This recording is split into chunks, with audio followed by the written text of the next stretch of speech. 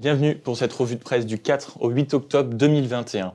Au programme cette semaine, les tergiversations diplomatiques du président de la République, le traitement du rapport Sauvé sur les violences sexuelles au sein de l'Église par la presse catholique et les manuscrits de Céline entre un amour de la littérature et une passion de gros sous.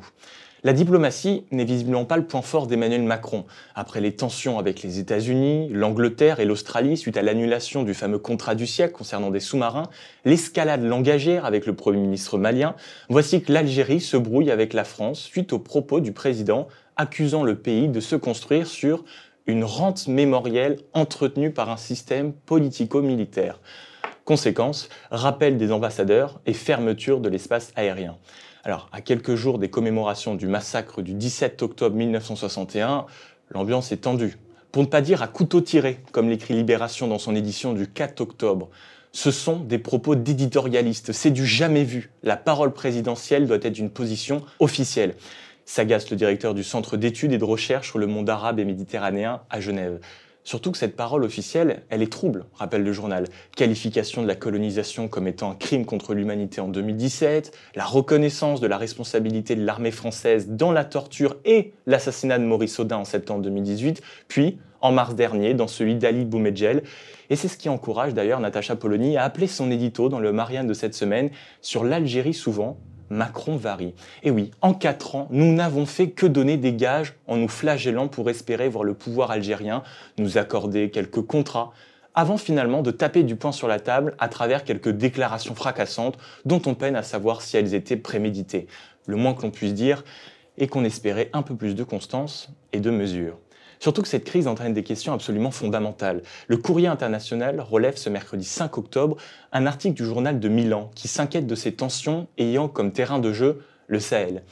Car si Paris retire déjà une partie de son contingent de Barkhane, et si l'on ne veut pas qu'un scénario afghan se reproduise, il est nécessaire que la présence militaire soit stable à long terme et surtout très bien coordonnée avec les autorités locales pour éviter le rapprochement d'Alger avec d'autres partenaires historiquement adversaires de l'OTAN, comme la Russie, qui ne manquera pas à cette occasion de resserrer davantage ses liens avec Alger afin d'avoir une plus grande présence en Afrique du Nord et au Sahel. Et si vous voulez savoir d'ailleurs pourquoi cette escalade diplomatique est l'occasion pour l'Algérie d'asseoir un pouvoir fragile, il vous suffit d'aller lire l'excellent article de Mélia Beribré, une aubaine pour un pouvoir algérien en mal de légitimité, sur marianne.net. Alors, ce n'est rien d'autre qu'une actualité qui monopolise tant elle est inédite. Le rapport Sauvé sur l'ampleur des violences sexuelles au sein de l'Église catholique a été au cœur de l'actualité, mais son traitement dans la presse catholique est remarquable et mérite qu'on le mette en valeur cette semaine. Dans l'édition de ce mercredi, l'édito du directeur du journal La Croix donne le ton. Ce travail, tous les catholiques doivent maintenant se l'approprier et y répondre sans trembler, sans non plus interdire l'espérance. Une manière d'honorer cette vertu et de commencer par reconnaître combien ce rapport remarquable est un service rendu à l'Église et au-delà de la société tout entière, parce qu'il fait œuvre de vérité. Et en page intérieure, on a un grand papier qui explique en quoi l'utilisation régulière du mot systémique dans ce rapport est utile pour s'approcher le plus possible d'une quête de la vérité. C'est Béatrice Bougnol qui écrit que c'est la récurrence des violences et des plaintes qui justifie d'interroger le caractère systémique d'un phénomène, mais aussi et surtout la réaction du système une fois que ces infractions sont constatées. Et une fois l'adjectif systémique prononcé, il rend l'inaction impossible, ou en tout cas en alourdit singulièrement le prix.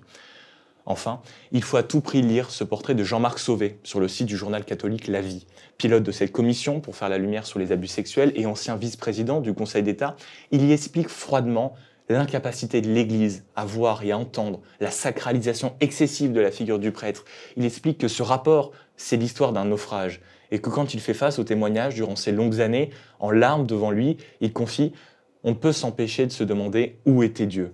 Il était là, je le crois, présent dans ses enfants face à leur bourreau. » Terminons par de la littérature. Ce mercredi 6 octobre, Libération fait le portrait de Véronique Robert-Chauvin, la dernière amie de Lucette Détouche, veuve de Louis-Ferdinand Céline, qui a fait d'elle son héritière.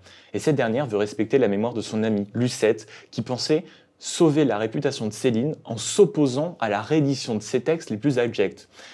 Évidemment, elle refuse ainsi de publier les derniers manuscrits de l'écrivain, car les publier aujourd'hui, dit-elle comme hier, eh ben, ça sent un peu le soufre. Mais alors, Laurent Valdiguier, dans La guerre des héritages relancés sur le site de Marianne, complète cette histoire et raconte ce feuilleton passionnant, où l'on apprend que Céline mentionne l'existence d'une fille illégitime, mais aussi l'origine des manuscrits retrouvés. Ces derniers auraient été volés à l'écrivain durant l'été 44, période pendant laquelle il file en Allemagne pour fuir l'épuration, la peur au ventre. Et de là s'ensuit une véritable enquête à la Sherlock Holmes pour retrouver les manuscrits. Et ils referont surface en 2020, en compagnie des ayants droit quand même de Louis-Ferdinand Céline, qui dépose plainte pour recel de vol.